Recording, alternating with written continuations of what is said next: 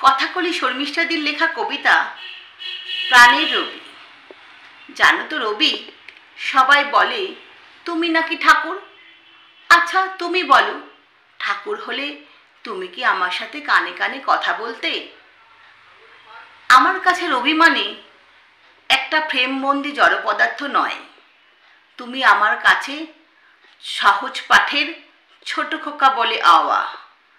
তুমি আমার শিশু ভোলানাথ, আদরে আবদারে মাখা গীতাঞ্জলি। মনে আছে রবি, আমার মন খারাপের পর দিনে রাতে মাথায় হাত বুলাতে বুলাতে গাইতে, এসো এসো আমার ঘরে, এসো আমার ঘরে।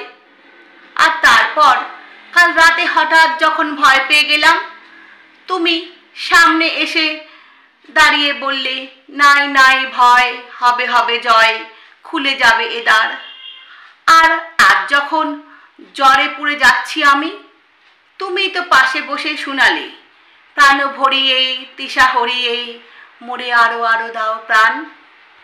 কলেজ থেকে ফেরার সময় জং ধরে যাওয়া পুরনো সাইকেলের ছায়া পিছে পিছে আসতে থাকতো। তুমি তো ধূমকেতুর মতো সামনে দাঁড়িয়ে বলতে, দাঁড়িয়ে আছো তুমি আমার গানের ওপরে। হ্যাঁ গো বাবু হ্যাঁ, আমি তোমায় এমন করেই পাই।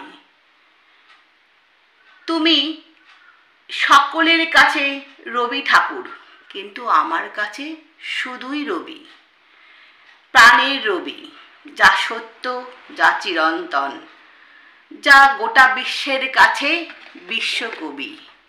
তোমাকে প্রণাম।